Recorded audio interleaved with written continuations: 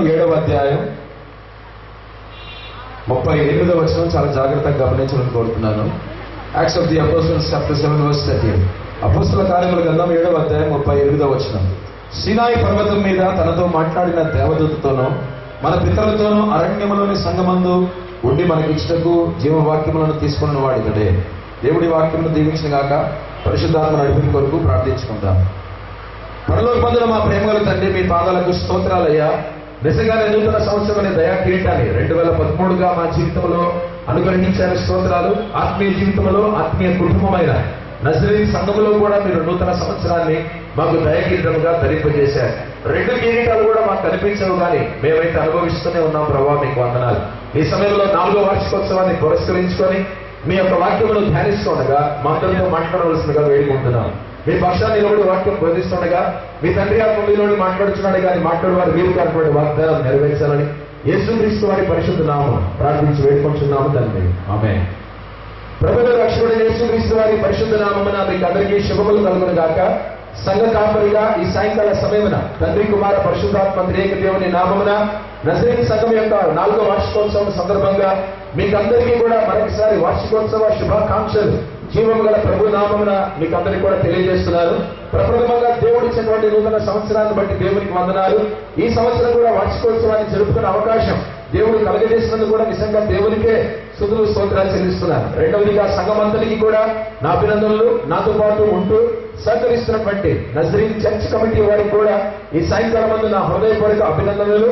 At the same time వారికి వారి కుటుంబాలకు కూడా యేసు ప్రభు వారి పరిశుద్ధ నామమున వార్షికోత్సవ శుభాకాంక్షలు నేను తెలియజేస్తున్నాను. అందరి సహకారం లేనిదే పరిచర్య జరగదు. దేవుని యొక్క మహాకృప. మీలో చాలా మంది దేవుని బిడ్డలు ఉన్నారు. ముఖ్యంగా కమిటీ వాళ్ళు నాతో ఎంతగానో సహకరిస్తున్నారు కాబట్టి పరిచర్య ముందు కొనసాగుతుంది.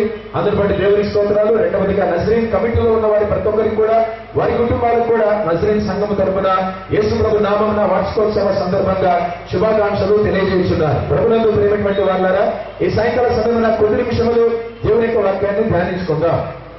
కేవలం నిమిషం లేదా 1.5 నిమిషముల సాక్ష్యాన్ని పంచుకోవాలని ఆశపడుతున్నారు. శుభమహాల్లో ఉన్నప్పుడు కొంతమంది బ్యాప్టిజం తీసుకున్నారు. కొంతమంది ముందుకు వచ్చి అడిగారు, మేము బ్యాప్టిజం తీసుకుంటాము అని. బ్యాప్టిజం ఇచ్చేసాం. ఆ తర్వాత కొంతమంది రక్షణ పొందారు, వాళ్ళు బ్యాప్టిజం తీసుకున్నారు. వాళ్ళు అడిగినటువంటి ప్రశ్నల్ని నేర్చుకోవను నజరీన్ మినిస్ట్రీస్కి వచ్చిన తర్వాత బుధవారం మా సొంత రక్షణగా ప్రభువుగా అంగీకరించాం. రెండవదిగా ఎప్పుడు అంగీకరించాం, కానీ ప్రభువుకు దూరమయ్యాం. నజరీన్ ద్వారా ప్రభువుకు చేరువయ్యాం. కాబట్టి ప్రభువులో బలపడ్డాం. బ్యాప్టిజం కూడా మీ దగ్గరికి తీసుకున్నాం. మరి మీ దగ్గర మేము బ్యాప్టిజం తీసుకున్నప్పుడు ఏ సంఘానికి వెళ్ళాలి అని అడిగారు.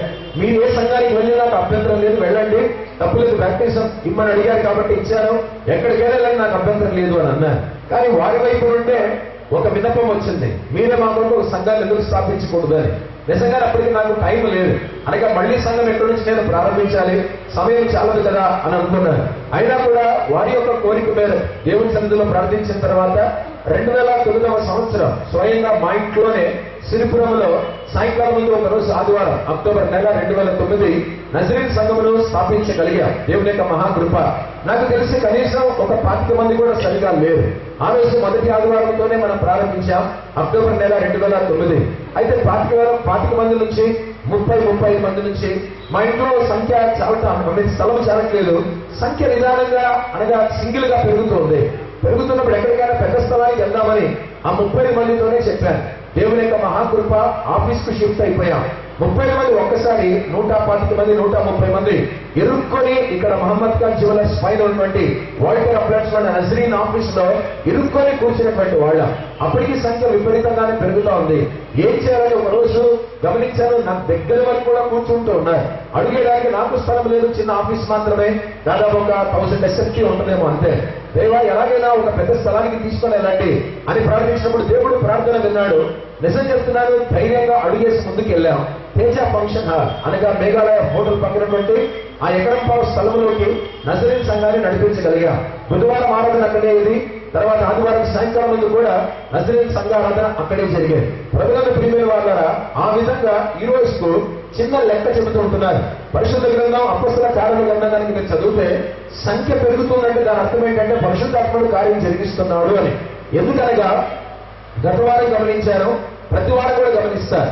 మీరు ఇటువైపు కూర్చుంటారు కాబట్టి ఎంతమంది వస్తారో మీకు తెలియదు. నాకు అందరూ కనిపిస్తారు కాబట్టి ఎంతమంది వస్తారో నాకు స్పష్టంగా కనిపిస్తుంది.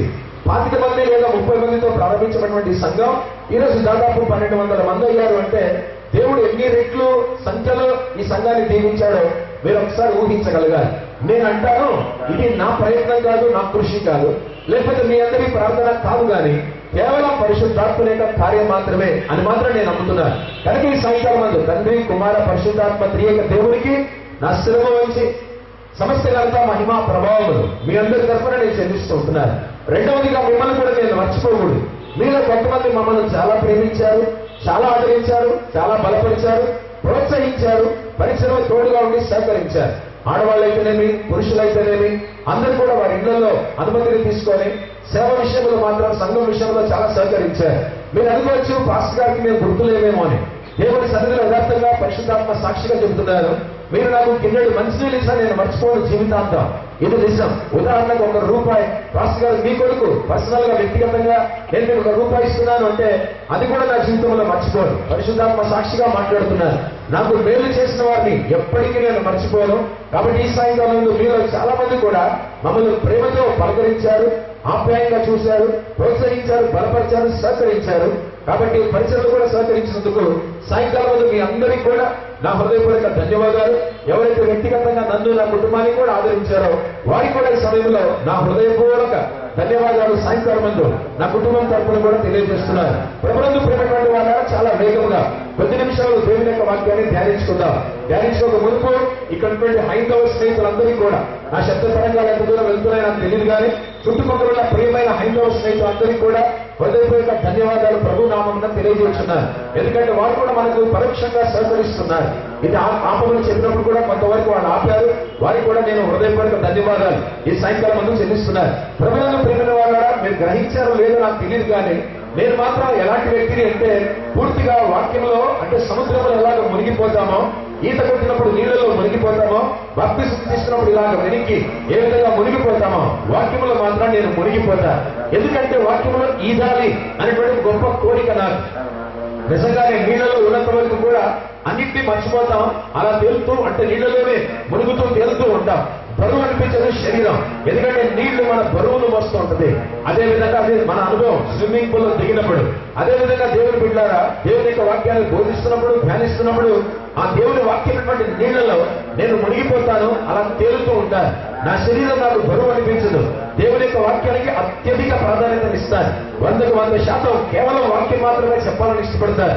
ఏ సేవకుని కోసం బైబిల్లో ఉన్న 6000 మంది పురుషుల్లో అలాంటి సేవకుడు గొప్పడు, అబ్రహాము, ఇస్సాకు, యాకోబు, లేకపోతే మోషే, ఏలియాలని ఎవరి కోసం నేను హైలైట్ చేయను, కానీ వాళ్ళకంటే కూడా ఆ దేవుడి కోసం నేను ఎక్కువగా చెబుతాను.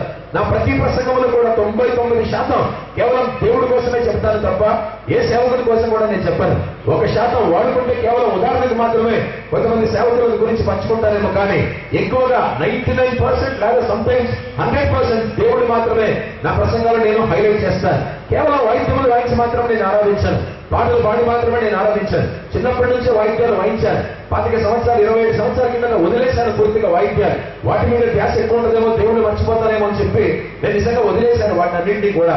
మ్యూజిక్ నాలెడ్జ్ లేక వాయించగలం, కానీ నేను వాయించాను, పాడగలం తర్వాత సంగతి, కానీ వాక్యం చెప్పడం ద్వారా దేవుడిని గణపరచాలని ఆశపడతాను. సాయంకాలం మందు ప్రభువునందు ప్రియమైన వాళ్ళారా, ప్రతి ఆదివారం కూడా దేవుని యొక్క మహాకృప ఇదే వేదిక మీద ఇశ్రాయేలును దేవుడు ఏ విధంగా నడిపించాడు అనేది మనం వింటూనే ఉన్నాం. ఈ సాయంకాలం నా సందేశం మనం వినట్లేదు, ఏదైనా వాక్యం సందర్భ సహితంగా ధ్యానించారు. ఈ రోజు నజరేతు సంఘం యొక్క 4వ వార్షికోత్సవంలో మనమందరం కూడా ఉంటున్నాం. సంఘం గురించి మాత్రమే ఈ సాయంకాలం ముందు వాక్యంలో ధ్యానిస్తాం. ఇశ్రాయేలు దేవుడు 7 స్థలాల్లో ఏ విధంగా నడిపించాడు, ఆ వాక్యం, ఆ అంశం మనం ఈ రోజు ధ్యానించడం లేదు. జాగ్రత్తగా మీరు గ్రహించాలి. కేవలం సంఘం గురించి మాత్రమే ఈ సాయంకాలం ముందు ధ్యానిస్తుంటున్నాం. కనుక ప్రభువును ప్రియమైన వాళ్ళారా, మనం ధ్యానించేటువంటి అంశం మీరు వింటే ఆశ్చర్యపోతారు. మీరు ఎంతమందికి బైబిల్లో అనుభవం ఉందో నాకు తెలియదు, కానీ మీ మనసాక్షిగా తెలియాలి, దేవునికే తెలియాలి. Can you imagine? ఎప్పుడైనా మీరు ఆలోచించారా ఎందుకు ఇలా జరుగుతుంది అని అనుకుంటున్నప్పుడు చిన్న ఉదాహరణ క్షణాల్లో చెప్తారు. గ్రేస్ ఫంక్షన్ హాల్లో ప్రారంభించాం, అక్కడి నుంచి మేఘాలయకి వెళ్ళాం, మేఘాలయ నుంచి మళ్ళీ శుభమహాల్కి వెళ్ళాం, శుభంహాల నుంచి తర్వాత దేవుని బిడ్డలారా ఈ విధంగా గురజాడ కళాక్షేత్రం, ఆ తర్వాత మళ్ళీ ఆ ఉమెన్స్ డిగ్రీ కాలేజ్, ఈ విధంగా ప్రతి చోట కూడా ఇలా తిరుగుతూనే ఉన్నాం.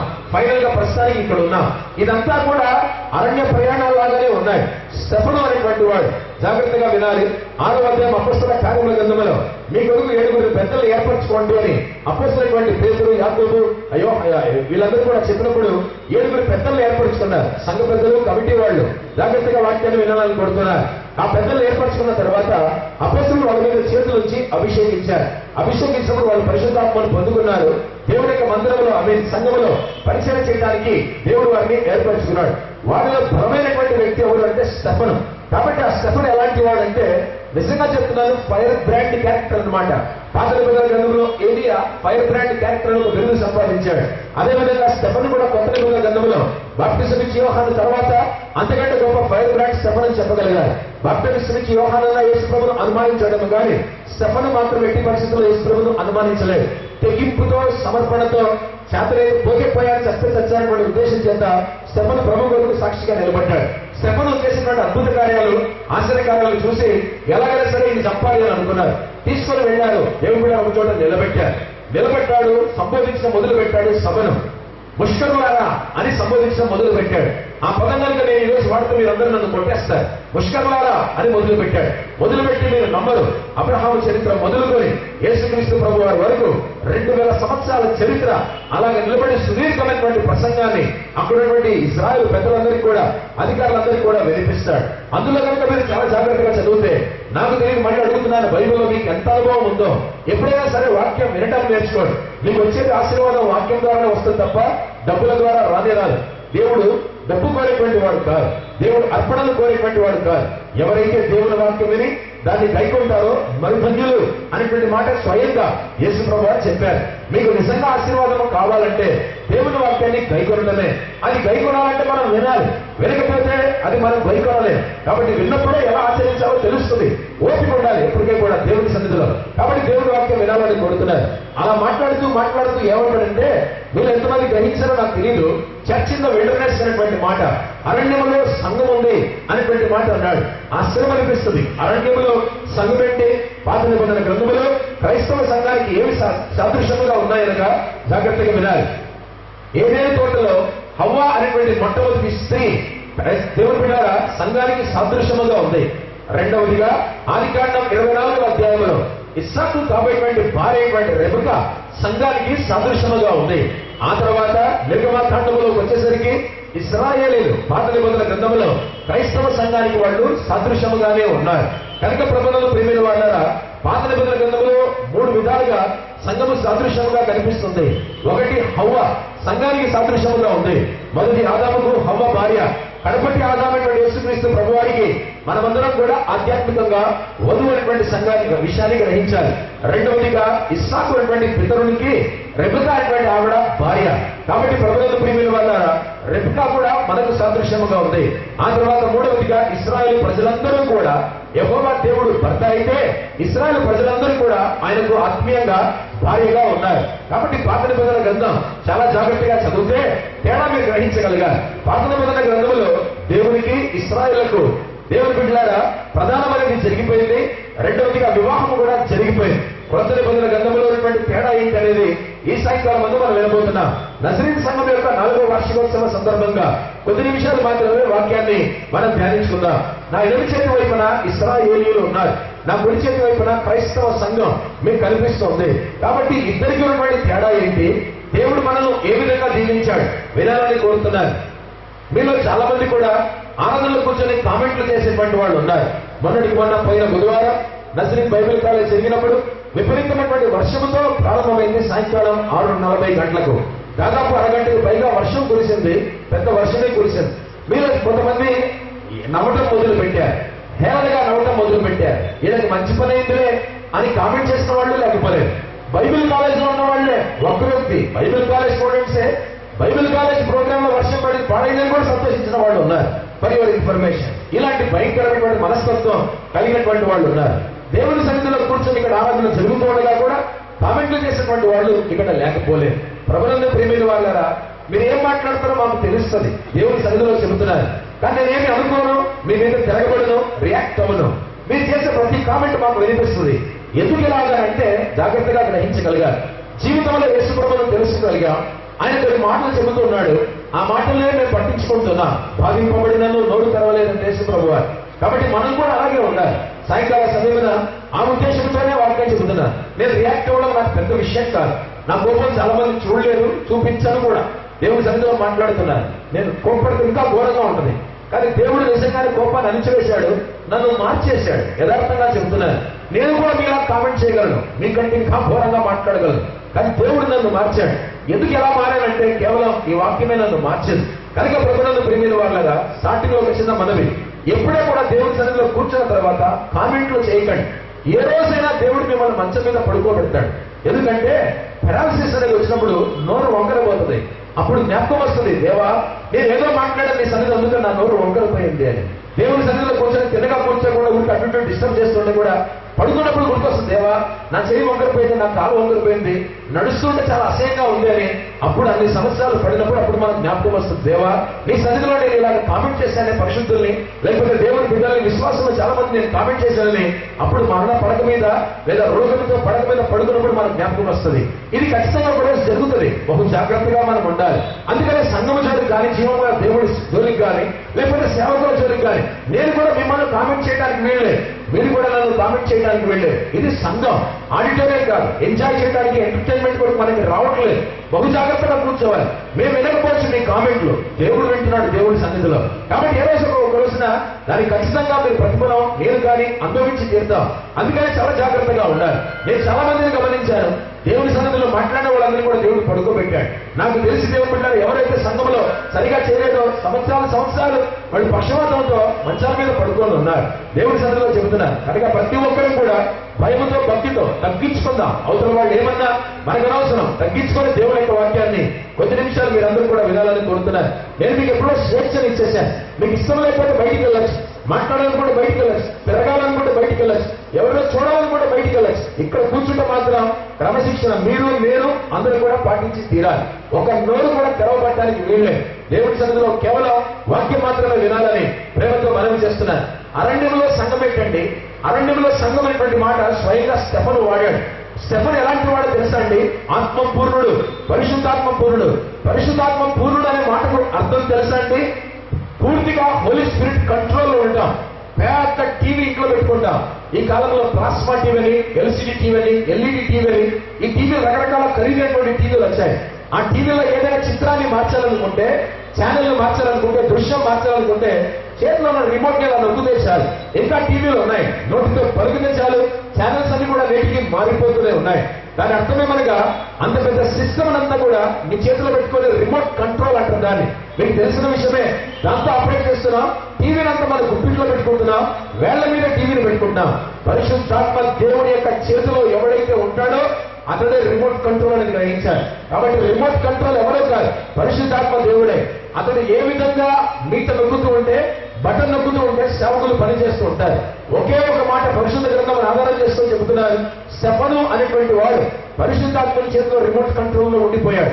పరిశుద్ధాత్ముడు ఏం చెబితే అది చెప్పేవాడు, ఏం మాట్లాడమంటే అది మాట్లాడేవాడు, ఏం చేయమంటే అది చేసేవాడు. అందుకనే అతడు సంపాదించిన బిరుదు పరిశుద్ధాత్మ పూర్ణుడు. కనుక పరిశుద్ధాత్మ పూర్ణుడై ఉండాలి. పరిశుద్ధాత్మతో నింపబడి టోటల్గా పరిశుద్ధాత్మ యొక్క ఆధీనంలోకి వెళ్ళిపోయాడు స్టెఫన్. అతను ఇప్పుడు చెప్పేటువంటి మాట, పలికే మాట, పరిశుద్ధాత్మ దేవుడు బైబిల్లో రాయించిన మాట, అరణ్యమందు సంఘం అనేటువంటి మాట రాయబడింది. అరణ్యంలో కూడా సంఘమా? అది ఎలాగనుకుంటాం? క్లియర్ గా పరిశుద్ధ గ్రంథంలో రాయబడింది. ఈ సాయంకాలం మందు ప్రభునందు ప్రియమైన వాళ్ళ ఆలస్యం చేయడం చాలా వేగంగా, చాలా క్లుప్తంగా దేవుని యొక్క వాక్యాన్ని ఈ సాయంకాలం మందు మీతో పంచుకుంటారు. ఏమనుకోకండి, మీకు తెలియదు మీ విలువ, నీకు తెలియదు నీ విలువ, నాకు కూడా తెలియదు నా విలువ. ఎంత గొప్ప విలువ యేసు ప్రభు వారు రక్తమైనటువంటి వెలపెట్టి మనల్ని కొన్నారంటే సాయంకాలం మందు మీరు గ్రహించగలగాలి. ఇప్పుడు మనం వినబోతుంటున్నాం, ఇశ్రాయేలులకు లేనటువంటి ధన్యత, ఇశ్రాయేలులకు లేనటువంటి ఆధిక్యత, ఇశ్రాయేలులకు లేనటువంటి ఆశీర్వాదం యేసు ప్రభువును అంగీకరించిన సంఘములో ఉన్న ప్రతి ఒక్కరికి. ఏమనుకోదండి, ఉదాహరణకు మాత్రమే చెబుతున్నాను. నువ్వు భిక్షగాడిపై విశ్వాసి అయినా, నీవు ధనవంతుడిపై విశ్వాసి అయినా, నీకున్నటువంటి భిక్షగాడిగా పోయి నన్ను అనుకుంటానులే, భిక్షగాడిగా ఉన్నటువంటి ఒకరికి ఉన్న ఆధిక్యత ఆశీర్వాదం ఆ కాలంలో సౌలు రాజుకు కానీ, దావీదు రాజుకు కానీ సంపన్నుడైనటువంటి సొలొమోను రాజుకు కానీ లేనటువంటి ఆధిక్యతలు, ఈవెన్ అబ్రహాముకు మోషేకు లేనటువంటి ఆధిక్యతలు దేవుడు తన కృపలో యేసు ప్రభువును అంగీకరించిన ఒక పేద విశ్వాసికైతేనేమి, అడుగుదినే విశ్వాసికైతేనేమి, లేదా ధనవంతుడైన విశ్వాసికైతేనేమి ఆశీర్వాదాలు ఉచితంగా అనుగ్రహించాడు. నిజం చెప్తున్నాను, మనకు గనక యేసు ప్రభు కోసం బాగా తెలిసి ఉంటే, బైబిల్ అంటే ఏంటో ఈ సాయంకాలం ముందు మనకు అందరికీ తెలిసింటే ఈ పాటికి మన జీవితాలు, మన సంఘాలు, మన కుటుంబాలు ఈ స్థితిలో ఇలాగ ఉండనే ఉండవు. పూర్తిగా ట్రాన్స్ఫర్మేషన్ చెందుతాం, రూపాంతరం చెంది ఎక్కడికో వెళ్ళిపోయాం ఆత్మీయ జీవితంలో. ఎవడు చెప్పుతో ముఖం మీద కొట్టినా, లిటరల్ గా ఉమ్మేసినా మూతి మీద మన మొహాల మీద అలా తుడుచుకొని వెళ్ళిపోతాం. ఎందుకంటే అక్కడ కలగబెట్టినటువంటి మహిమను జ్ఞాపకం చేసుకొని ఈ శ్రమను పక్కన పెట్టుకుంటాం. ఆ స్థితికి మనం ఎదగలగాలి. సాయంకాలం ముందు సంఘాన్ని ఎంతగా ప్రేమించి ఎంతగా ఆశీర్వదించాలనేది మనం ప్రభుత్వ ప్రేమిన వాళ్ళ దేవుని వాక్యాన్ని వినబోతున్నాం. ఇశ్రాయేలీయులు ఉన్నారు, చాలా జాగ్రత్తగా వినాలి. వీళ్ళు అరణ్య ప్రయాణాలు చేస్తున్నారు. అరణ్య ప్రయాణాలు చేస్తుండగా దేవుడు వారిని అలా పోషించాడు. చిన్న ఎగ్జాంపుల్స్ మాత్రం చెప్పుకుంటూ వస్తాను. వాడు అలాగ వెళ్తుండగా ఉదయం వంట చేయలేదు, సాయంకాలం వంట చేయలేదు, రాత్రి వంట చేయలేదు. పొయ్యిలు లేవు, స్టవ్లు లేవు, గ్యాస్ బండలు లేవు, కట్టెలు లేవు, ఏమీ కూడా లేవు, చెక్కుముక్కు రాళ్ళు కూడా లేవు మంటను అగ్గిని పుట్టించడానికి. యునో వాట్, దేవుడు బిడ్డరా, కీర్తనల గ్రంథం ప్రకారం దేవుడు పరలోకంలో నుండి బ్రెడ్ను కురిపించాడు. అంటే ఈ ఫెడ్ దెమ్ ఫ్రమ్ హెవెన్, పరలోకం నుండి మన్నాను కురిపించి ఎన్ని రోజులకు సరిపేటువంటి అంత 12,531 దినములు వాళ్ళని దేవుడు అనుదినం కూడా పోషించాడు. ఆలోచించాలి ఒక విషయాన్ని, వంట చేసుకోకుండా, సంపాదించకుండా, సరుకులు లేకుండా, కిరాణా లేకుండా వాళ్ళు పోషింపబడుతున్నారంటే అన్ని వేల దినములు, అన్ని సంవత్సరాలంటే దేవుడు తన కృపలో పైనుండి మన్నాను కురిపిస్తూనే ఉన్నాడు. జాగ్రత్తగా వాక్యాన్ని వినాలి. కొత్త నిబంధన గ్రంథంలోకి వస్తే సంఘాన్ని దేవుడు ఏ విధంగా పోషిస్తున్నాడో మీరు గ్రహించాలి. పోయిన వారం నేను ఎంతమంది ప్రభు బలను ఆచరించారో నాకు తెలియదు. పోనీ మీ సంఘాలు ఆచరించిందే దేవుడికి స్తోత్రం, లేదా నజరేతు సంఘంలో ఆచరించిన దేవుడికి స్తోత్రం. జాగ్రత్తగా నా వైపు చూస్తూ వాక్యాలు వినాలి. ఇశ్రాయేలు నడిచినంత కాలం, అరణ్యంలో ప్రయాణం చేసినంత కాలము కూడా దేవుడు వారిని పోషించాడు. మన్నా కురవటం ఆగిపోయింది. ప్రభునందు ప్రియమైనటువంటి వాళ్ళరా, ఆ తర్వాత అందరూ కూడా కనాను దేశానికి వెళ్ళలేకపోయారు. ఇద్దరు మాత్రమే వెళ్ళారు. బాగా వినాలి, మన్నా కురవటం ఆగిపోయింది అనేది గ్రహించారు. రెండవదిగా కొత్త నిబంధన గ్రంథంలోకి వచ్చినట్లయితే ఇక్కడ మీరు సంఘం ఎలా ఉందంటే, నువ్వు చనిపోయేంత వరకు కూడా దేవుడు మన్నాను కురిపిస్తాడు. ఇశ్రాయేలుకు 40 సంవత్సరాలు మాత్రమే కురిపించాడు. ఆ తర్వాత వాళ్ళు వెళ్ళిన తర్వాత మన్నా ఆగిపోయింది. ఆ తర్వాత అగ్నిమేఘ స్తంభాలు కూడా ఆగిపోయాయి నడిపించడం. ఒక్కసారి కనానికి వెళ్ళిన తర్వాత ఆగిపోయాయి. అయితే ఆత్మీయ జీవితంలో యేసు ప్రభువును నమ్ముకున్న తర్వాత మనం చనిపోయేంత వరకు కూడా మీరు చాలా మందికి తెలియదు, తీసుకున్నటువంటి రొట్టె, ద్రాక్షారసం పరలోకం నుండి దిగి వచ్చిన మన్నా అయిన యేసుక్రీస్తు ప్రభు వారితే. ఏదో బేకరీలో రొట్టె తయారు చేయబడుతుంది, కానీ దాన్ని జ్ఞాపకం చేసుకొని తింటూ ఉండగా ఎవరికి జ్ఞాపకం చేసుకోవాలి? యేసు ప్రభు యొక్క శరీరాన్ని జ్ఞాపకం చేసుకొని అందులో పాల్గొనాలి. చిన్న రక్తమే అనగా ఆ ద్రాక్షరసమే ఎక్కడో తయారు చేయబడింది, ద్రాక్షరసం వైన్. దాన్ని తీసుకుంటూ ఉన్నప్పుడు యేసయ్య యొక్క రక్తం మన కొరకు కార్చబడింది అని మనం జ్ఞాపకం చేసుకోవాలి. సత్యము చెబుతున్నాను, నీవు నమ్మి సెంటిమెంటల్ గా మాత్రం రొట్టె ద్రాక్షరసం తీసుకోవద్దు. ఆచారబద్ధంగా ఎట్టి పరిస్థితుల్లో కూడా రొట్టె ద్రాక్షరసం తీసుకోవద్దు. ఆ రెండింటిని తీసుకుంటున్నప్పుడు యేసు ప్రభువును ఊహించుకో. యేసు ప్రభు, నిజంగానే నీ శరీరం నా కొరకు నలగొట్టబడింది, నీ రక్తం నా కొరకు కార్చబడింది, నేను కేవలం జ్ఞాపకం చేసుకుంటున్నాను అంటే సత్యము చెబుతున్నాను. దేవుని బిడ్డలారా, యేసు ప్రభులో ఉన్న శక్తి మనకి ఏ విధంగా అనుగ్రహించబడిందంటే ఎగ్జాంపుల్ చెప్తే మీకు అర్థమైపోతుంది. తన మనసులో ఊహించాడు నీళ్లు ద్రాక్షరసంగా మార్చాలని. ఆ విషయం మీకు చాలాసార్లు చెప్పారు. మనసులో ఉన్నటువంటి ఊహతో నీళ్లు ద్రాక్షరసంగానే మారిపోయాయి. అదేవిధంగా యేసయ్య, నేను ఊహించుకుంటున్నాను నీ శరీరాన్ని, యేసయ్య నేను ఊహించుకుంటున్నాను నీ రక్తాన్ని, ఇదిగో రొట్టెను ద్రాక్షరసాన్ని సాదృశ్యముగా మాత్రమే గుర్తు చేసుకొని తీసుకుంటున్నాను అని తీసుకున్నప్పుడు సత్యం చెబుతున్నాను, స్వస్థతను మనం పొందుకుంటాం. అద్భుత కార్యం, ఆశ్చర్య కార్యం దేవుడు జరిగిస్తాడు. సంఘం యొక్క ప్రార్థన, సంఘం యొక్క శక్తి చాలా మందికి తెలియదు. ఈరోజు ఆదివారం ఒక సత్యం అనేది చెప్పాలి. నాకు తెలియదు, ఈరోజు ఒక వ్యక్తి ముందుకు వచ్చి సాక్ష్యం చెప్పాడు. ఎక్కడ? శ్రీ సంఘం విజయనగరంలో. నేను మామూలుగా ఆరాధన నడిపిస్తున్నాను, ఆదివారం సంఘ కాపరిగా సాక్ష్యం చెప్తానన్నప్పుడు అవకాశం ఇచ్చాం. ముందుకు వచ్చి చాలా చక్కగా 3 సాక్ష్యాలు క్లుప్తంగా సమయానికే ముగించేశాడు. 5 నిమిషాల లోపల అద్భుతంగా తన సాక్ష్యాన్ని పంచుకున్నాడు. ఏది సాగతీయలేదు, ఏది కూడా బోరు కొట్టించలేదు, చాలా సాక్ష్యాన్ని చెప్పగలిగాడు. అతని భార్యకు 16 సంవత్సరాలుగా బ్యాక్ పెయిన్ తో బాధపడుతోంది. 16 సంవత్సరాలుగా పెళ్ళైన తర్వాత 3 సంవత్సరాలు మొదలైంది. ఇప్పటికి పెళ్ళై వాళ్ళకు 19-20 సంవత్సరాలు. పెళ్ళైన 3వ సంవత్సరం తర్వాత ఇప్పటికి 16 సంవత్సరాలు. మొన్నటి వరకు కూడా విపరీతమైనటువంటి బ్యాక్ పెయిన్ తో బాధపడుతూనే ఉంది. 16 సంవత్సరాల్లో తిరగని డాక్టర్ లేడు, వాడని మందు లేదు, వెళ్ళినటువంటి హాస్పిటల్ లేదు. చాలా చోట్ల కూడా వెళ్ళారు, ఎన్నో ఊళ్ళు తిరిగారు. 16 సంవత్సరాల నుంచి బ్యాక్ పెయిన్, రోజు కూడా పెయిన్ కిల్లర్లు వాడేది. నిజం చెప్పాలంటే కిడ్నీలు పాడేటువంటి పరిస్థితి. అలాంటి పరిస్థితుల్లో విజయనగరం సంఘానికి వచ్చారు. అక్కడ నేను ఒక మాట చెప్పాను, సంఘముగా మనం చేసే ప్రార్థన శక్తివంతమైనది కాబట్టి అందరూ కూడా ప్రార్థనలు ఏకీభవించండి అన్నారు. ఆ విధంగా ఆ రోజు ప్రార్థన చేశాం. ఆ స్త్రీ అక్కడే కూర్చుంది. 16 సంవత్సరాలైంది. ఆవిడ రోమన్ క్యాథలిక్, క్రైస్తవురాలు కాదు. దేవుని యొక్క మహాకృప చెబుతున్నారు. ప్రార్థించినప్పుడు దేవుడు బిడ్డలారా, ఈ రోజు నేను విన్న సాక్ష్యం ఏంటంటే, అసలు బ్యాక్ పెయిన్ అంటే వెన్నునొప్పి అంటే ఏంటో తెలియకుండానే దేవుడు చేశాడు. పూర్తిగా 16 సంవత్సరాల వెన్నునొప్పిని దేవుడు తీసేశాడు. ఎందుకు ఈ మాట చెబుతున్నానంటే, భర్త మాత్రం దేవుడిలో ఉన్నాడు. ఒకటి మనం నమ్మగలగాలి, దేవుడి కార్యములు జరిగిస్తున్నాడు. ఆ శరీరం తీసుకున్నప్పుడు నాకు రోగాలు తీసేయడానికే శరీరాన్ని నలగొట్టుకున్నావు కదా, నా పాపాలు కడిగడానికే నువ్వు రక్తమును కార్చావు కదా అని జ్ఞాపకం చేసుకుని కనుక ప్రభు బలలో పాల్గొంటే పరలోకం నుండి దిగి వచ్చిన మన్నాను నేనే అన్నాడు. ఆ విధంగా అలా తీసుకున్నప్పుడు సంఘముగా గొప్ప శక్తిని పొందుకోవడం కాదు, పాపాన్ని జయించడం కాదు, ఒంట్లో ఉన్న రోగాలు కూడా దూరం అవుతాయి. రొట్టెలో ఏమీ లేదు, ద్రాక్షరసములు ఏమీ లేదు, ప్రభు బలలో ఏమీ లేదు, ప్రభువులో అంతా కూడా ఉంది. ఆయన ఊహించుకుంటూ కనుక తీసుకుంటే ఖచ్చితంగా స్వస్థత కార్యాలు జరుగుతాయి. కాబట్టి సంగమా, ఇశ్రాయేలుకు ఆగిపోయింది మన్నా. ఓ సంగమా, నీకు మాత్రం ఆగిపోలేదు మన్నా. ప్రతిసారి కూడా దేవుని సన్నిధిలో ఎప్పుడైనా సరే నువ్వు ప్రభువులలో పాల్గొనడానికి దేవుడు మనకు అవకాశం ఇస్తూనే ఉన్నాడు. కనుక మొట్టమొదటిగా దేవుడు మనకి ఇచ్చిన ఆధిక్యత స్వస్థత పొందడానికి, ఆత్మీయ జీవితంలో జయం పొందడానికి, వ్యక్తిగతంగా బలపడి శోధనలు జయించడానికి దేవుడు నిజంగానే పరలోకము నుండి దిగి వచ్చినటువంటి మన్నాగా రొట్టె ద్రాక్షరసాన్ని మనకు ప్రతి ఆదివారం కూడా ఇవి కొన్ని సంఘాల్లో అయితే నెలకు ఒకసారి మొదటి ఆదివారం కూడా దేవుడు ఆ విధంగా అనుగ్రహిస్తున్నాడు. ఇది దేవుడు మన కృపలో సంఘానికి ఇచ్చిన మొట్టమొదటి ఆశీర్వాదం అనేది గ్రహించాలి. రెండవదిగా ప్రభునందు ప్రేమిటువంటి వారు చాలా జాగ్రత్తగా గ్రహించాలి. ఇశ్రాయేలీయులు ఏ విధంగా విమర్శింపబడ్డారు ఐగుప్తు దేశంలో అనగా పాస్ఓవర్ ల్యాండ్. జాగ్రత్తగా గ్రహించాలి. Passover lamb was not crucified. First ఆ గొర్రె పిల్ల సిలువ వేయబడలేదు. అది కేవలం ఇలా పడుగు పెట్టబడి దాని పీకలు కోస్తే రక్తం ఒలిగించింది. ఆ తర్వాత చనిపోతే ఆ రక్తం ద్వారా ఇశ్రాయేలు విడుదల పొందారు. ఆ తర్వాత ఇశ్రాయేలు అందరూ కూడా బానిసత్వంలో రాత్రికి రాత్రి బయటికి రాగలిగారు. కొత్త నిబంధన గ్రంథంలోకి వస్తే దయచేసి నేను మీకు మనవి చేస్తున్నాను. అందుకే అంటారు, మీరు నన్ను తిట్టినా, కొట్టినా, కామెంట్ చేసినా, ఉమ్మేసినా నేను పట్టించుకోను, వెళ్ళిపోతాను. నాకు అన్ని తెలుసు మీరు ఏం మాట్లాడుతారో కనుక. ఈవెన్ మీరు ఫోన్లలో మాట్లాడుకునే మాటలు కూడా ఏదో విధంగా నాకు తెలుస్తాయి. యథార్థంగా చెప్తున్నాను, కానీ నేను పట్టించుకోను. ఎందుకంటే జీవితంలో ఆయనే, ఆ తర్వాత మిమ్మల్ని నేను ఎక్కువ ప్రేమిస్తాను. మొదటిగా యేసు ప్రభు నాకు, రెండవదిగా నిజంగా చెప్తాను, నా కుటుంబం కంటే పరిచయం నేను ఎక్కువ ప్రేమిస్తాను, సంఘాన్ని ఎక్కువగా ప్రేమిస్తాను, సేవను ఎక్కువగా ప్రేమిస్తాను. ఇప్పుడు చెప్తున్నాను దేవుని బిడ్డ, మనం ఎంత గొప్పవాళ్ళం అంటే ఆ కాలంలో ఒక కుటుంబానికి ఉపయోగపడింది. దాని రక్తంతో అది సిలువేయబడలేదు, పడుకుంటే దాన్ని కోసారు అంతే. దాని తర్వాత నేను ఇంట్లో పడుకోబెట్టేసి దాన్ని కోసేసి దాని రక్తం ద్వారా రక్షింపబడ్డారు, ఇశ్రాయేలు విమర్శింపబడ్డారు. అయితే దేవుని గొర్రెపిల్ల ఒకటే, యేసుక్రీస్తు ప్రభువు లోకానికి వచ్చారు.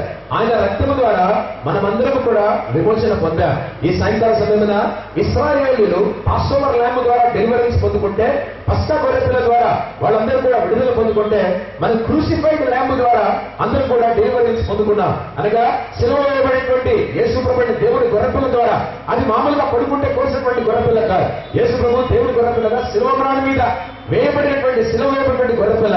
అది రక్తము కాలిస్తే, అనగా యేసు ప్రభు రక్తం కాలిస్తే మనమందరం కూడా విమోచన పొందుకున్నాం. ఈ రోజు నిజంగా చెప్తున్నాను, మళ్ళీ నీ వాల్యూ నీకు తెలియదు, నీ విలువ నీకు తెలియదు. నల్లకున్నాను, పొట్టుకున్నాను, అసహ్యకున్నాను, లేదా అందంగా ఉన్నాను, ఏది ఉంటే ఏం లాభం, ఏది లేకపోతే ఏంటి నష్టం, ఏది ఉంటే ఏం లాభం, లేకపోతే ఏంటి నష్టం. అన్నిటికంటే గొప్ప ఆశీర్వాదం లాభ నష్టాలు పక్కన పెట్టాడు. క్రీస్తు రక్తములో, సిలువ వేయబడిన వాడి రక్తములో మనమందరం కూడా కడగబడి అందరూ కూడా విమోచింపబడ్డాం. ఎందుకు నేను చర్చికి అధిక ప్రాధాన్యతనిస్తానంటే, చేయి చాపి సత్యం చెబుతున్నాను దేవుని సన్నిధిలో.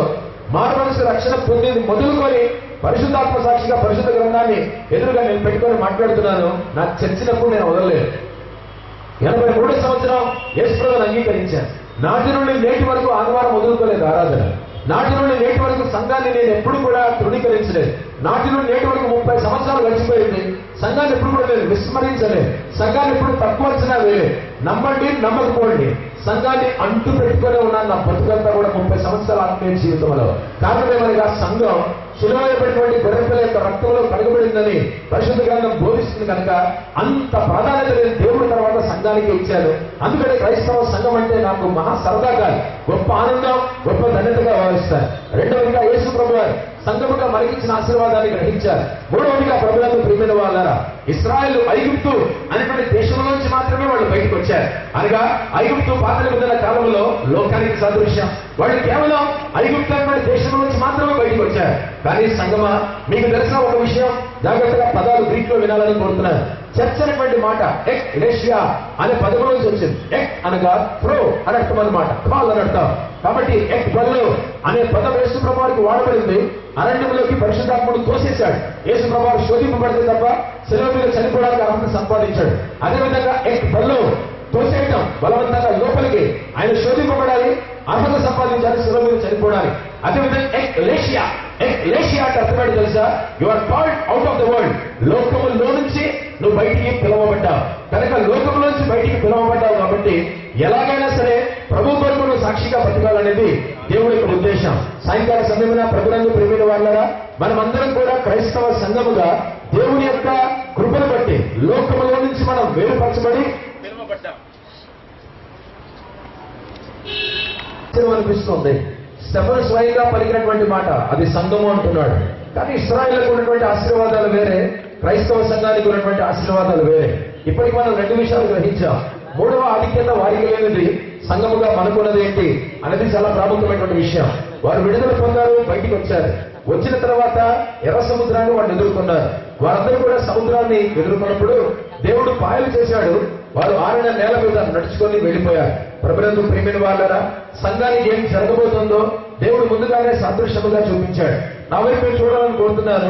మీ చేతిలో ఉన్నటువంటి పరిశుద్ధ గ్రంథం సామాన్యమైనటువంటి గ్రంథం కాదు. ఒకటి, ఇది పరిశుద్ధమైనది, కేవలం పరిశుద్ధమైనది మాత్రమే కాదు. రెండు, ఇది అద్భుతమైనటువంటి గ్రంథం. మూడు, ఇది ప్రవచన గ్రంథం. ఇందులో నిజంగానే దేవుడు చేసిన అద్భుతాలు ఉన్నాయి, చేయబోయే అద్భుతాలు ఉన్నాయి. రెండవదిగా ఇది పరిశుద్ధమైనటువంటి గ్రంథం అని ఎందుకు అంటున్నామంటే ఇందులో ఉన్న దేవుడు నిజంగానే పరిశుద్ధమైన వాడు కనుక. మూడవదిగా ఇది ప్రవచనాత్మకమైనటువంటి గ్రంథం అని ఎందుకు అంటున్నామంటే ఇందులో రెండు నిబంధన గ్రంథాలు ఉన్నాయి. ఒకటి పాత, రెండు కొత్త నిబంధన గ్రంథాలు. పాత నిబంధన గ్రంథం అసలు ఏంటి, కొత్త నిబంధన క్రీస్తులో ఏం జరిగించబోతున్నాడో దేవుడు ముందుగానే తెలియజేశాడు. అందుకని ఇశ్రాయేలు అందరూ కూడా ఎర్ర సముద్రమును దాటుకొని ఆరున నేల మీద నడుచుకొని వెళ్ళిపోయారు. ఇది దేనికి సాదృశ్యం అని పరిశుద్ధ గ్రంథంలో రాయబడిందంటే వాళ్ళందరూ కూడా ప్రభువునందు ప్రియమైన వాళ్ళరా ఎర్ర సముద్రంలో బాప్తిజం పొందితే మనమందరం కూడా బాప్తిజం నీళ్ల ద్వారా పొందుకుంటున్నాం. కాబట్టి క్రైస్తవ విశ్వాసి యేసు ప్రభువును నమ్ముకున్న తర్వాత సంఘముగా ఏ విధంగా నీళ్లలో మనం బాప్తిజం పొందుతామో దానికి సాదృశ్యముగా దేవుడు ముందుగానే ఒక్కసారి ఇశ్రాయేలులకు మాత్రం మోషే బాప్తిజం అనేటువంటి మాట రాయబడింది కనుక వాళ్ళందరూ కూడా ఎర్ర సముద్రంలో వాళ్ళు బాప్తిజం పొందారనేటువంటి మాట రాయబడింది. కాబట్టి అంతకంటే గొప్పగా ఇశ్రాయేలు సంఖ్య కేవలం 40 లక్షలు మాత్రమే, లేకపోతే 20 లక్షలు మాత్రమే. అయితే ఈ కాలం క్రైస్తవుల యొక్క సంఖ్య, విశ్వాసుల యొక్క సంఖ్య 40 లక్షలు కాదు. అసలు ప్రపంచమంతా తీసుకుంటే నిజంగానే కొన్ని కోట్ల మంది యేసు ప్రభువును అంగీకరించినటువంటి వారు ఉన్నారు, విశ్వాసులు ఉన్నారు. ఒక చిన్న గుంపు అనగా 40 లక్షలు ఆ కాలంలో ఎర్ర సముద్రంలో దాటింది. వాళ్ళు నీళ్లలో నిజంగానే బాప్తిజం పొందారు. మనమందరము కూడా క్రైస్తవ సంఘంగా ఈరోజు కోట్ల మంది వాళ్ళు ఒక్కసారి దాటారు.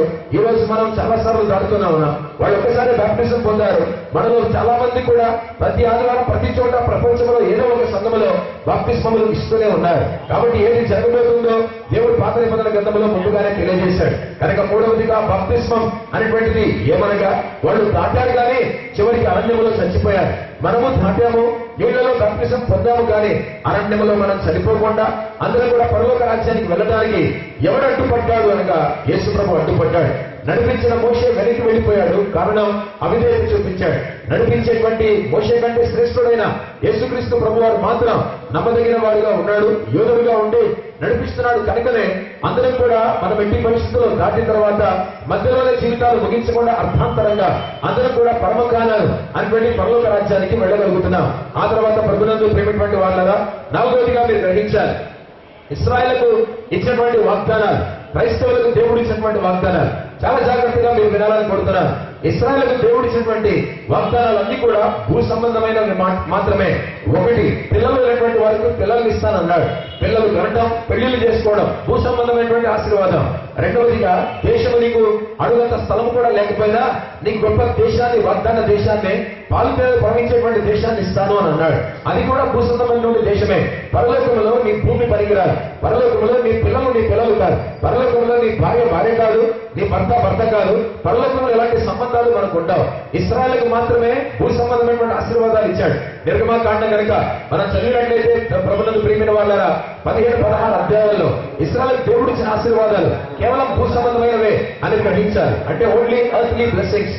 అయితే కొత్త నిబంధన గ్రంథంలోకి వచ్చినట్లయితే కొలసీలకు రాసిన పత్రిక ప్రకారం మనం గమనించినట్లయితే మనకు దేవుడు ఇచ్చేటువంటి ఆశీర్వాదాలన్నీ కూడా హెవెన్లీ బ్లెస్సింగ్స్. యేసుక్రీస్తు ప్రభువారు మనకి ఇచ్చేటువంటి ఆశీర్వాదం పరలోక సంబంధమైనది, నిత్యమైనదని గ్రహించాలి. ఒక మాట గత ద్వారా మీకు గుర్తున్నట్లయితే ఒక మాట చదివాను. 1వ అధ్యాయం 21వ వచనం మత్తయి సువార్త. ఆయన తన ప్రజలను వారి పాపముల నుండి ఆయనే రక్షించును అనేటువంటి మాట రాయబడింది. ఆయనకి యేసు అని పేరు పెట్టుతూ యేసు ప్రభువారు పుట్టినప్పుడు ఒకేసారి 2 పేర్లు పెట్టేశారు. ఏమా పేరు అనగా యేసు క్రీస్తు అని. గత వారం ఒక తలుపు మాత్రమే మీతో పంచుకున్నాను. యేసు భూ సంబంధమైనటువంటి పేరు, క్రీస్తు పరలోక సంబంధమైనటువంటి పేరు. యేసు భూమి మీద తాత్కాలికమైనటువంటి పేరు, క్రీస్తు నిత్యత్వానికి సంబంధించినటువంటి పేరు. యేసు పాపులను రక్షిస్తాడు, క్రీస్తు పరిశుద్ధులను అభిషేకిస్తాడు. ఈ విధంగా దేవుని బిడ్డలారా యేసు క్రీస్తును మనం పొందబోయేటువంటి ఆశీర్వాదాలన్నీ కూడా నిత్యత్వానికి అనగా పరలోక రాజ్యానికి సంబంధించినవి కానీ భూ సంబంధమైనటువంటి వాటివి కాదు. మీకు నచ్చకపోవచ్చు, లేకపోతే నా మీద కోపం రావచ్చు, కానీ యథార్థంగా ఒక మాట చెప్పాలి. ఎందుకంటే దేవుని సన్నిధిలో మాట్లాడుతున్నారు, మీరు దేవుని బిడ్డలు. చాలా మందికి కూడా భౌతికమైన ఆశీర్వాదాలు కావాలి. పెళ్ళవలేదు ప్రార్థించండి అని అడుగుతారు. అయిన తర్వాత పిల్లలు పుట్టలేదు ప్రార్థించండి అంటారు, పుడతారు పిల్లలు. అయిన తర్వాత చదువుల కొరకు ప్రార్థించండి అంటారు, ప్రార్థన చేస్తాం, చదువుతారు. ఉద్యోగం కొరకు ప్రార్థించండి అంటాం, ఉద్యోగం వస్తుంది, దేవుడు దీవిస్తాడు. పెళ్లి కొరకు ప్రార్థించండి అంటాడు, ఆ తర్వాత మళ్ళీ పెళ్లి కొరకు ప్రార్థించాలి. పిల్లల కొరకు ప్రార్థించండి అంటాడు, మళ్ళీ పిల్లల కొరకు ప్రార్థించాలి. ఆ తర్వాత పిల్లల చదువుల కొరకు ప్రార్థించండి అంటాడు. ఒకే కుటుంబంలో ఇలా తిరుగుతూనే ఉంటుంది ప్రార్థన అవసరాలన్నీ కూడా. మనకు కావలసింది భూ సంబంధమైనటువంటి ఆశీర్వాదాలు కాదు, పరలోక సంబంధమైనటువంటి ఆశీర్వాదాలు. నేను చాలా ఒక పాస్టర్ను. నా దగ్గరకు వచ్చేటువంటి ప్రార్థన అవసరాలన్నీ కూడా 99% నిజంగా చెప్తున్నాను, భూ సంబంధమైనటువంటి ఆశీర్వాదాల కొరకు అడుగుతారు చాలా మంది. పరలోక సంబంధమైనటువంటి ఆశీర్వాదాలు ఎవరు కూడా అడగరు. ఎవరో ఒక 15-20 ప్రార్థన అవసరాలు వస్తే ఒక్కరు మాత్రమే క్రైస్తవ సంఘానికి చెందినటువంటి అవసరాలు అడుగుతారు. ప్రభువునందు ప్రియమైన వారారా, ఆహారమును జయించమని యేసుప్రభువు చెబుతున్నాడు, దాహమును నీళ్లను జయించమని యేసుప్రభువు చెబుతున్నాడు, శోధనలు జయించమని యేసుప్రభువు చెబుతున్నాడు, లోక సంబంధమైనటువంటి వాటి మీద మనసు పెట్టుకోవద్దని జయించమని యేసుప్రభువు చెబుతున్నాడు. మన దృష్టి అంతా కూడా పరలోకం మీదే ఉండాలని, విశ్వాసమున కర్త దాన్ని కొనసాగించేవాడైన యేసుప్రభువు వైపు మాత్రమే చూడాలని యేసుప్రభువు వారు పరిశుద్ధాత్మల ద్వారా మన పరిశుద్ధ గ్రంథంలో రాయించారు. కనుక సాయంకాలంలో ఏమడుగుతున్నాము దేవుణ్ణి? ఇశ్రాయేలుకు కేవలం ఎర్త్లీ బ్లెస్సింగ్స్ మాత్రమే ఉన్నాయి, భూ సంబంధమైనటువంటి ఆశీర్వాదాలు మాత్రమే ఉన్నాయి. పిల్లల్లోని అబ్రహాం ఇస్సాకులకు దేవుడు ఇస్సాకులు ఇచ్చాడు, ఇస్సాకు కూడా పిల్లలు లేదు, దేవుడు ఏషావు యాకోబులను ఇచ్చాడు. ఆ తర్వాత మీరు గమనిస్తే మళ్ళీ కొంత ప్రాబ్లం వచ్చింది యాకోబు కుటుంబంలో. దేవుడు 12 మంది పిల్లలను అనుగ్రహించారు. జాగ్రత్తగా గ్రహించారు. వాళ్ళందరూ కూడా ఒకసారి ఆలోచించుకోండి, కావాలంటే బాగా వాక్యం తెలిస్తే మీరు ఊహించండి. వాళ్ళందరూ కూడా భూ సంబంధమైనటువంటి దీవెనలు పొందుకున్నారు తప్ప పరలోక సంబంధమైనటువంటి దీవెనలు వాళ్ళు పొందుకోలేదు. మరొక విషయం మీరు గ్రహిస్తున్నారా దేవుని బిడ్డలారా? నాకైతే మోకాళ్ళ మీద కూర్చొని మోకాళ్ళేసి వాక్యం చెప్పాలనిపిస్తుంది. అంటే ఆ పెయిన్. నేను ఎందుకు ఫ్యాన్ వేసుకోవడం అంటే, నేను వాక్యం చెప్పేటప్పుడు ప్రసవ వేదన లాగా స్త్రీ అనుభవించినట్లు చెమటలు గారితో వాక్యం చెప్పడానికి నేను ఇష్టపడతాను. కారణం ఏమనగా ఆ బాధ బయటికి రావాలి, వేదన బయటికి రావాలి, వాక్యం భారంతో చెప్పాలన్నటువంటిది నేను ఇష్టపడతాను. సాయంకాలంలో ఒక విషయాన్ని మీరు జ్ఞాపకం చేసుకోవాలని కోరుతున్నారు. వీళ్ళందరూ కూడా భూ సంబంధమైనటువంటి దీవెనలు పొందుకున్నారు. మనము పరలోక సంబంధమైనటువంటి దీవెనలో జాగ్రత్తగా వినండి. చాలు వాక్యం తప్పనిసరిగా దీవించబడతారు. యేసు ప్రభువు ఈ లోకానికి వచ్చినప్పుడు ఆయనతో పాటు మొదట సంఘమే వస్తుంది, కానీ ఇశ్రాయేలు రారనేది గ్రహించాలి. యేసు ప్రభువు మధ్యాకాశానికి వచ్చినప్పుడు ఎత్తబడేది కూడా సంఘమే కానీ ఇశ్రాయేలు కాదనేది గ్రహించారు. చూసారా ప్రియమైనటువంటి సంఘమా? నిజం చెప్పాలంటే ఇశ్రాయేలు మనకంటే అందమైన వాళ్ళు, ఆడవాళ్ళు కానీ మగవాళ్ళు కానీ. నిజం చెప్పాలంటే ఇశ్రాయేలు మనకంటే ఉన్నతంగానే ఈ భూమి మీద భౌతికమైన ఆశీర్వాదంతో దీవించబడ్డారు. కానీ ప్రభువు మాత్రం మధ్యాకాశానికి వస్తే ఎత్తబడేది ఇశ్రాయేలు కాదు కానీ ఎత్తబడేది సంఘం అనేది గ్రహించారు. అందుకనే 4వదిగా యేసు ప్రభువు మనకిచ్చిన ఆశీర్వాదాలు అన్నీ కూడా పరలోక సంబంధమైనటువంటి ఆశీర్వాదాలే. మీరు ఒకటి అడగాలి, దేవా నా భార్య, నా భర్త, నా పిల్లలు, నా కుటుంబం, నా ప్రియులు, నా బంధువులు అందరూ కూడా పరలోకంలో ఉండాలి. అడగడంలో తప్పు లేదు. దేవుడిని అడగాలి, అందరూ కూడా నాతో పాటు కుటుంబంలో ఉండాలి. ఆ ఆత్మీయ స్వార్థం మాత్రం మనకు ఉండాలి. భౌతికమైన దీవెనలో స్వార్థం కాదు, ఆత్మీయ స్వార్థం ఉండాలి. నేను నా ఇంటి వారును. యెహోషువ ఎలాగన్నాడు? నేను నా కుటుంబం నోవహు ఏ విధంగా రక్షించుకున్నాడు, అదే విధంగా మనం కూడా మన కుటుంబాన్ని పరలోక రాజ్యానికి తీసుకొని వెళ్ళగలగాలి. అందుకని భూ సంబంధమైనటువంటి దీవెనల ఆశీర్వాదాలు పక్కన పెట్టి పరలోక సంబంధమైనటువంటి ఆశీర్వాదాలు ప్రభువులకు ప్రియమైన వాళ్ళారా యేసు ప్రభు వారు మనకు సంఘానికి ఇస్తున్నారు కనుక ఎవరికి ఇవ్వట్లేదు. జ్ఞాపకం చేసుకోండి, వస్తే ఎత్తబడేది సంఘమే. రెండవసారి కనుక భూమి మీదకి దిగి వస్తే ఆయనతో పాటు దిగి వచ్చేది సంఘమే తప్ప ఇశ్రాయేలు తర్వాత జాయిన్ అవుతారు అనేది గ్రహించారు. ఇది 4వ ఆశీర్వాదం. 5వ ఆశీర్వాదం కనుక మీరు గమనిస్తే దేవుడు బిడ్డారా అబ్రహాముకు ఉన్నటువంటి ఫిజికల్ సీట్ ఏంటి? అబ్రహాముకు దేవుడు కేవలం భౌతికమైనటువంటి సంతానం మాత్రమే ఇచ్చాడు. అయితే అబ్రహాముకు ఈ సంఘం మాత్రం ఆత్మీయ సంతానం. ఆ కాలంలో దేవుడు బిడ్డారా అబ్రహాముకు దేవుడు అంతా కూడా భౌతికమైనటువంటి దీవెనలే, భౌతికమైనటువంటి సంతానమే, అంతా కూడా ఆయన పిల్లలు మాత్రమే. ఉదాహరణకు ఇస్సాకు, ఆ తర్వాత ఏశావు, యాకోబు, మళ్ళీ ఆ యాకోబుకు 12 కుమారులు. ఆ గోత్రాలన్నీ కూడా కేవలం అబ్రహాము యొక్క భౌతిక సంతానమే. వాళ్లకు ఆశీర్వాదాలు దీవెనలు పరిమితమైనటువంటివి మాత్రమే. అయితే 5వదిగా కొత్త నిబంధన గ్రంథం సంఘముల గురించి మనం ఆలోచిస్తే పరిశుద్ధ గ్రంథాలు చదివితే మనమందరం కూడా అబ్రహాము యొక్క ఆత్మీయ సంతానం. జాగ్రత్తగా నా మాట మీరు వినాలి. యెహోవా దేవుడి కోసం 9393 సార్లు బైబిల్లో రాయబడింది. కొత్త నిబంధన గ్రంథంలో యేసుక్రీస్తు ప్రభు వారి కోసం 1100 సార్లు రాయబడింది. 830 సార్లు మోషే కోసం రాయబడింది. 340 సార్లకు పైగా అబ్రహాము కోసం రాయబడింది. యూదుల దృష్టిలో ఎవడు గొప్పవాడంటే మొదటిగా అబ్రహాం, ఆ తర్వాత మోషే. ఒక్క మాట మీరు చెప్తారు, గ్రహించాలి. అబ్రహాము సంతానం దీవించబడిందా? భౌతికమైన ఇశ్రాయేలు జనాంగం. అబ్రహాం యొక్క ఆత్మీయ సంతానం దీవించబడిందా అంటే రెండింటికి తేడా మీరు గ్రహించగలగాలి. ఎవరు దీవించబడాలి? ఉదాహరణ చెబుతున్నాను. మనకి పుట్టిన పిల్లలు ఇంట్లో దీవెనలు లేకపోతే ఆధిక్యతలు అనుభవిస్తారా? ప్రెషర్ అనుభవిస్తారా? మన ఇంట్లో నుండి పని వాళ్ళు అనుభవిస్తారంటే న్యాచురల్లీ డెఫినెట్లీ మన పిల్లలే అన్ని ఆధిక్యతలు అనుభవిస్తారు. మంచి బెడ్ మీద పడుకుంటారు, ఖరీదైన మంచం మీద పడుకుంటారు, రాత్రి పగళ్ళు ఏసీ వేసుకుంటారు, గ్యాడ్జెట్స్ వాడుకుంటూ ఉంటారు, సెల్ ఫోన్స్ అన్ని రకరకాలు వాడుతూ ఉంటారు. మనతో పాటు భోజనం బల మీద కూర్చొని మనం తినేలో తింటూ ఉంటారు. కానీ పని వాళ్ళు మాత్రం చిన్న ఉదాహరణ మాత్రమే చెప్తున్నారు, బయటే ఉంటారు. మనం తినండి తినకపోవచ్చు, మనతో పాటు పడుకోకపోవచ్చు. జాగ్రత్తగా గ్రహించాలి. ఇశ్రాయేలు కూడా ఆ విధంగా అబ్రహాము దృష్టిలో అంత గొప్పవాళ్లే. మనమందరం కూడా అయితే యేసు ప్రభు ఎంత గొప్పవాడో నేను సత్యాన్ని గ్రహించాలి. అబ్రహాము పిల్లలు దేవుని బిడ్డారా వాళ్ళకి లేని ఆశీర్వాదం అబ్రహాము ఆత్మీయ సంతానమైన మనకిచ్చాడు. అబ్రహాముకు లిటరల్ గా ఫిజికల్ గా పుట్టిన పిల్లలకే లేదు దీవెన ఆశీర్వాదం. అంటే అబ్రహాం యొక్క భౌతిక సంతానానికి దీవెన లేదు, కానీ అబ్రహాం యొక్క ఆత్మీయ సంతానానికి మాత్రం దేవుడు దీవెనిచ్చాడు. అబ్రహాం యొక్క ఆత్మీయ సంతానం ఎవరు అంటే దేవుడికి స్తోత్రం. 5వదిగా మనమే, సంఘమే, చర్చ్ మాత్రమే. నా జీవితంలో నిజంగా చెప్తాను, చర్చినప్పుడు వదులుకోలేదని మళ్ళీ మీకు చెప్తున్నాను. దీని యొక్క విలువేంటో తెలుసుకోగలిగారు. అసలు ఈ చర్చ ఏంటని తెలుసుకోగలిగారు. పాట పాడుతున్నప్పుడు ఆరాధన నమ్మండి నమ్మకపోండి సార్, యథార్థంగా చెప్తున్నాను. చివరిలో ఆశీర్వాదం టైంలోనే చర్చలో అడుగు పెట్టేవాడిని. గేట్ దాటి లోపలికి వచ్చేవాడిని కూడా కాదు, సరిగా గుమ్మము దాటి చర్చలో అడుగు పెట్టేటువంటి వాడిని కాదు. ఫ్రెండ్స్ ఎక్కువ, నాకు ఇప్పటికీ కూడా ఫ్రెండ్స్ ఎక్కువ, ఈగల్లాగా నా చుట్టూ ఉంటారు. మరి నేను కర్నూలుకి వెళ్ళినప్పుడు కూడా చిన్నప్పుడు ఒక అతను నాకు జ్ఞాపకం చేశాడు, మీ తమ్ముడు జోసెఫ్ ప్రకాష్ చాలా ఆసక్తుడే బాబు, చిన్నప్పుడు మీ తమ్ముడు మా షాప్కి వస్తే 10 మందిని ఇంటేసుకొని వచ్చేవాడు, ఆ షాప్ నేను రన్ చేసేవాడిని, రైట్ కొనండ్రా అంటే మీ తమ్ముడు మాట మీద అందరూ భయపడి 10 మంది సామాన్లు కొనేవాళ్ళు. మీ తమ్ముడు ద్వారా నాకు బిజినెస్ బాగా అయ్యేదని ఒక షాప్ ఓనర్ కూడా చాలా సంవత్సరాల తర్వాత, ఒక 30 సంవత్సరాల తర్వాత, 35 సంవత్సరాల తర్వాత నా గురించి చెప్తున్నాడు. ఉదాహరణ చెప్తాను. అలాంటి స్నేహితులు దేవుడిని పక్కన పెట్టేసరి స్నేహితులు ముఖ్యం అనుకున్నారు. బయటనే ఉండేటువంటి వాడు, పొరపాటు కూడా చేసి అడుగు పెట్టేటువంటి వాడిని కాదు. యేసు ప్రభువును తెలుసుకున్న తర్వాత దేవుని వాక్యం యొక్క విలువ తెలుసుకున్నాను, సంఘం అంటే ఏంటో తెలుసుకున్నాను, అవతల వ్యక్తులు అంటే ఏంటో తెలుసుకున్నాను. ఎలాంటి వాడితోనైనా కలిసిపోతాను. దేవుని మహాకృప, దేవుడి సాక్షిగా చెప్తాను. నాకు కులం ఫీలింగ్ లేదు, జాతి ఫీలింగ్ లేదు, అందరితో సమానంగా ఉంటారు, అందరితోనే కలిసిపోతారు. ఎందుకంటే క్రీస్తు రక్తం ప్రతి ఒక్కరు కూడా కార్చబడి. వాక్యం అర్థమైందా? ఒకే ఒక మాటలో గన్ షాట్ లాగా చెప్తున్నాను. అబ్రహాం యొక్క భౌతిక సంతానం అంటే తన కడుపున పుట్టిన, తన భార్య అయినటువంటి శారా గర్భాన పుట్టినటువంటి ఇశ్రాయేలు జనాంగానికి, పచ్చిగా మాడుతున్నాడు, ఇశ్రాయేలు జనాంగానికి లేని దీవెన అబ్రహాం యొక్క ఆత్మీయ సంతానం నక్షత్రాలైన క్రైస్తవ సంఘాన్ని దేవుడు ఆశీర్వదించాడు. కాబట్టి అబ్రహాము జనాంగం కంటే, అబ్రహాం కంటే ఈరోజు క్రైస్తవ సంఘమే ఆశీర్వదించబడిందని గ్రహించారు.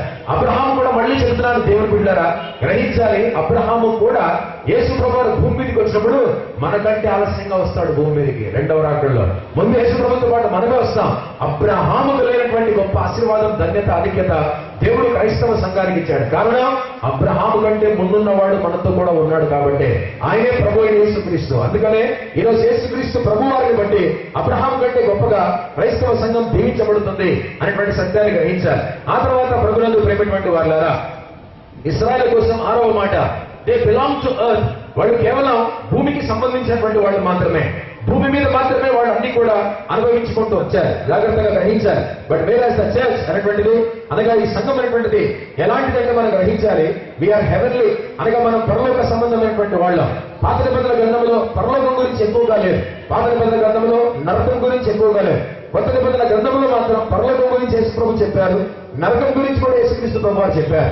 ఆరవదిగా దేవుని పిల్లల చివరిలో 2-3 విషయాలు ఉన్నాయి, గ్రహించాలని కోరుతున్నారు. They belong to earth. ఇశ్రాయేలు అనేటువంటి వాళ్ళు భూమికి మాత్రమే చెందినటువంటి వాడు. అయితే దేవుని పిల్లరా, మనం ఎవరమో తెలుసా? పేతురు రాసిన పత్రిక కనుక మనం చదివితే ఏమని రాయబడింది అంటే, మనమందరం కూడా ఈ భూమి మీద స్ట్రేంజర్స్ అండ్ పిలిగ్రిమ్స్ అని అంటూ ఉన్నాడు. అంటే పరదేశులం అంట, ఈ భూమి మీద మనం యాత్రికులం అంట. జాగ్రత్తగా గ్రహించాలి. అబ్రహాం భౌతికంగా ఒక స్థలం నుంచి ఒక స్థలానికి వెళ్ళిపోయాడు, అంతటితో అయిపోయింది. జాగ్రత్తగా నావే చూడండి. ఈ విధంగా అనగా హారిజాంటల్లీ ఇటు నుంచి అటు వెళ్ళాడు. భూమి ఒక భాగం నుంచి మరొక భాగానికి అబ్రహాం వెళ్ళాడేమో, కానీ క్రైస్తవులు భూమి నుండి పరలోకానికి వెళ్తున్నారు. అబ్రహాం మార్గము వేరే. తర్వాత మీరు ఒక కొరియోగ్రఫీ చూడబోతున్నారు, అందరికీ తెలిసినటువంటి పాటే, మార్గము తెలియని అబ్రహాము అనేకులను ఆశీర్వాదంగా చేసేటట్ట దేవుడు. కానీ అబ్రహాముకున్న ఆశీర్వాదం ఏమో తెలుసా? ఒక దేశం నుండి ఒక దేశానికి వెళ్ళాడేమో అంతేగాని అబ్రహాం అలా ప్రయాణం చేశాడేమో, కానీ బట్ దేశంలోనే ఉన్నాడు, భూమి మీదనే ఉన్నాడు. మన ప్రయాణం వర్టికల్ కింద నుండి పైకి. అబ్రహాము ప్రయాణం హారిజాంటల్, భూమి మీద నుండి భూమికే. కానీ క్రైస్తవ సంఘం యొక్క ప్రయాణం వర్టికల్, కింద నుండి ఎక్కడ భూమి మీద నుండి పరలోకానికి పైకి ఎత్తబడుతుంటే అది మన ప్రయాణం.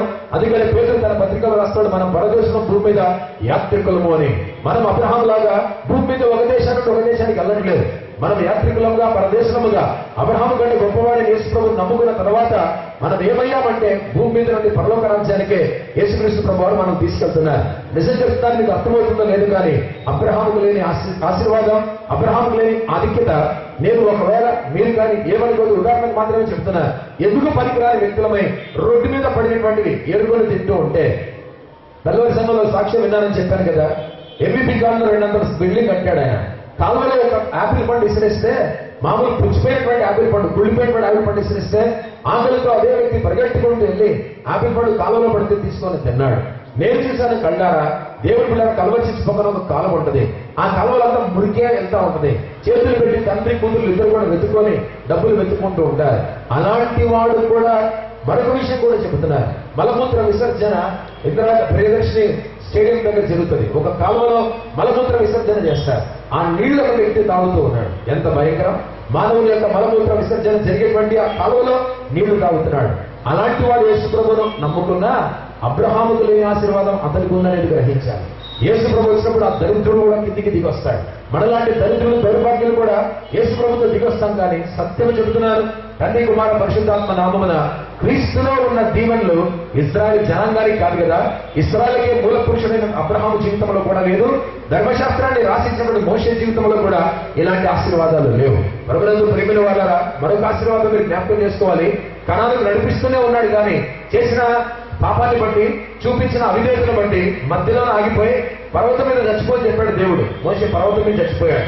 మోషేకు నడిపించడానికి పరిశుద్ధాత్ముడు లేడు, మోషేనే నడిపించాలి. ఎవరిని?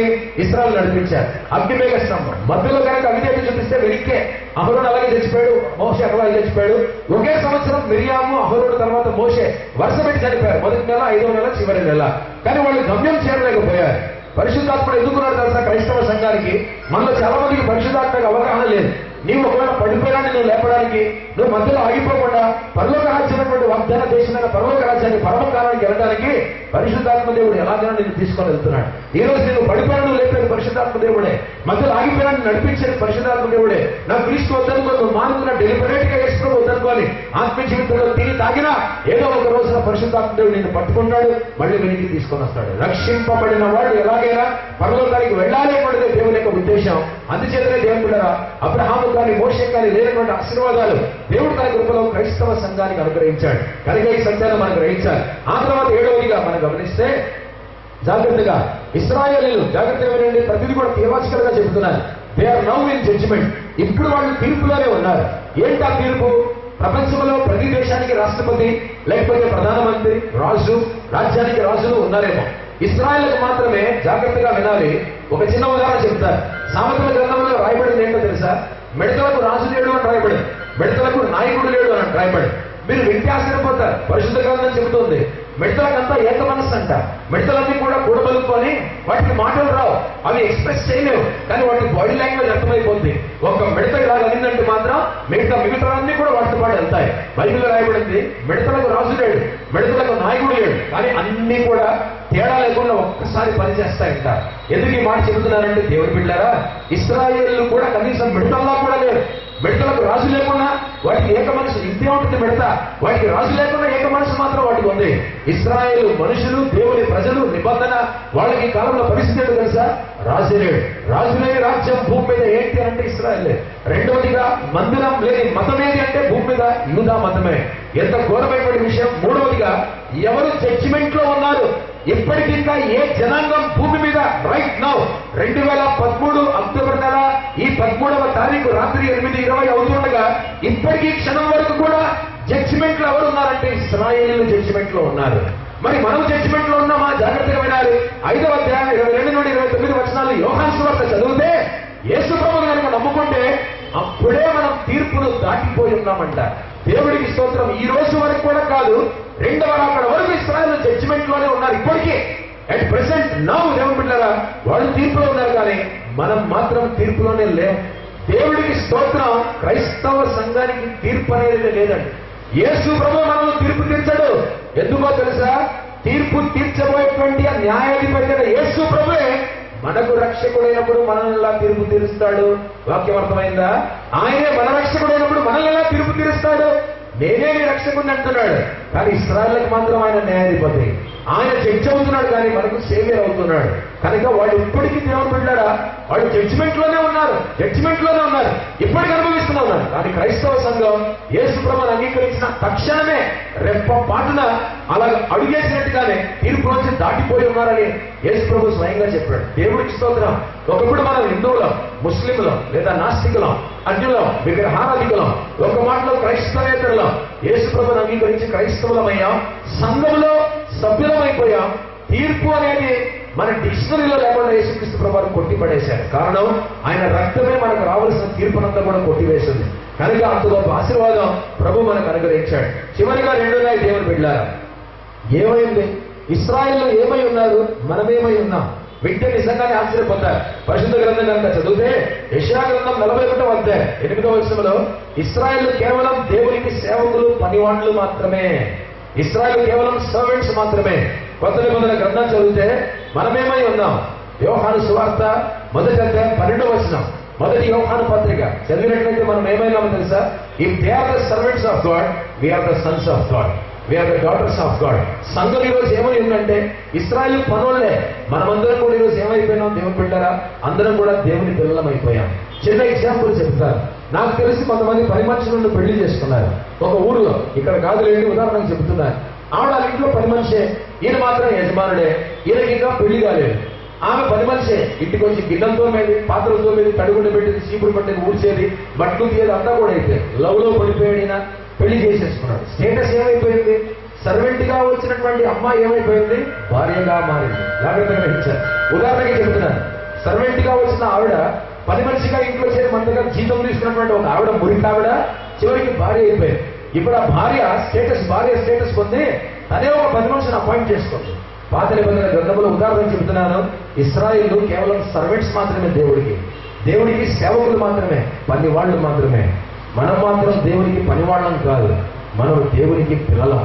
ఎలాగంటే పేతురు అన్నాడు, సమస్తం విడిచిపెట్టి నేను అనుసరిస్తున్నాం కదా, ఏం పొందుకుంటాం మేమన్నాడు. యేసు ప్రభు చెప్పాడు ఆ మాట. ఎంతమంది గ్రహిస్తారో నిజంగా? బుర్ర బుద్ధుడు గ్రహించగలగాలి. కానీ తీర్పు దినమందు ఇశ్రాయేల్ 12 గోత్రాలకు మీరు కూర్చొని తీర్పు తీరుస్తారన్నారు. పేతురు వాళ్ళు పాత నిబంధన కాలానికి చెందిన ఇశ్రాయేల్ జనాంగంలో రారు. వాళ్ళు కొత్త నిబంధన క్రైస్తవుల్లోకి వస్తారు. మనమందరం కూడా రాజులైన యాజక సమూహముగా యేసు ప్రభు వారితో 1000 ఏళ్ల పరిపాలనలో మందిరంలో మనం పనిచేస్తుండగా ఇశ్రాయేలు బయట ఉంటారు, మనము లోపల ఉంటాం. పాత నిబంధన గ్రంథంలో అతి పరిశుద్ధ స్థలములో యాజకులు, పరిశుద్ధ స్థలములో ఇశ్రాయేలు, ఆ ఆవరణములు మాత్రం అన్యులు ఉండేవాళ్ళు. కొత్త నిబంధన గ్రంథంలో అతి పరిశుద్ధ స్థలంలో క్రైస్తవులందరూ, ఆవరణంలో ఇశ్రాయేలు ఎండిపోయారు. సర్వెంట్స్ బయటికి వెళ్ళారు, సన్స్ అండ్ డాటర్స్ లోపలికి వచ్చారు. క్రైస్తవ సంఘం ఈరోజు మనం దేవునికి పిల్లలముగా ఉన్నాం. అంటే దేవునికి కుమారులముగా, కుమార్తెలుగా యేసుక్రీస్తు ప్రభువారిని బట్టి ఉన్నాం. చివరిగా కనుక మనం ఆలోచిస్తే ఒకటే ఒక మాట, Israel was an unfaithful wife. అపనమ్మకంగా బ్రతికినటువంటి భార్య ఇశ్రాయేలు యెహోవా దేవునికి. భయంకరమైనటువంటి విషయం. పాపము చేశాను. దిబ్లయీము కుమార్తె అయిన గోమెరును పెళ్లి చేసుకొని హోషేయకు దేవుడు ఎందుకు చెప్పాడు? ఆల్రెడీ ఎవరితోనూ తిరుగుతోంది, ఆల్రెడీ జీవితం మంచిది కాదు, వాడితో వీడితో తిరుగుతూనే ఉంది. అలాంటి దాన్ని వెళ్ళి పెళ్లి చేసుకున్నాడు దేవుడు. ఇదేంటి ప్రభా, నేను ప్రవక్తను, అభిషేకం ఉంది, ప్రవచనాలు చెప్తాను, ఇలాంటి దాన్ని పెళ్లి చేసుకోమంటున్నావు ఏంటి అనే ఎదురు మాట్లాడలేదు హోషేయ. నీ మాట ప్రకారం చేస్తానన్నాడు. అటు ఇటు తిరిగేటువంటి వేవాడు పువ్వుల్లో కొంతమంది ఉంటారు, ఆడవాడు ఊళ్ళో తిరుగుతానే ఉంటారు. అలాంటి దాన్ని పెళ్లి చేసుకున్నాడు అంతే. అలాంటి దాన్ని వెళ్ళి పెళ్లి చేసుకున్నాడు హోషేయ మాట్లాడకుండా. వాళ్ళ తర్వాత పెళ్లి చేసుకున్న పిల్లలు కానీ ఇంకోటి పెళ్లి తెచ్చిపోయింది హోషేయ భార్య. మళ్ళీ కూడా పెళ్లి చేసుకోమన్నాడు. వెలికి తెచ్చుకున్నాడు. నిజంగానే వెళ్ళాడు, దేవుడు మాట విన్నాడు, వెలికి కూడా తెచ్చుకున్నాడు. ఎంత భయంకరమైన విషయం. పెళ్లి కాకముందు 10 మందితో తిరిగింది, పెళ్ళై పిల్లలు కానీ పక్కన వదిలేసి మళ్ళీ 10 మందితో తిరిగింది, మళ్ళీ కూడా వెలికి తెచ్చుకున్నాడు. అంటే దాని అర్థం, హోషేయ నీ భార్య నువ్వు ఎంతగా ప్రేమిస్తున్నావో నన్ను వదిలేసి 10 సార్లు 10 మందితో విగ్రహాలను చేసినటువంటి ఆ ఇశ్రాయేలు కూడా నేను అంతే ప్రేమిస్తున్నాను. She is the unfaithful wife. అపనమ్మకంగా బతుకుతున్న భార్య. అయితే కొత్త నిబంధన గ్రంథంలోకి వచ్చేసరికి ఈరోజు చర్చ ఏంటో తెలుసా? దేవుడు బిడ్డారా, వీఆర్ వర్జిన్ బ్రైడ్. కన్యక అయిన సంఘం మనం. అంటే మనకి ఎవరితో కూడా ఆత్మీయ అక్రమ సంబంధం మనకు లేదు. వాక్యం బాగా అర్థం చేసుకోవాలి.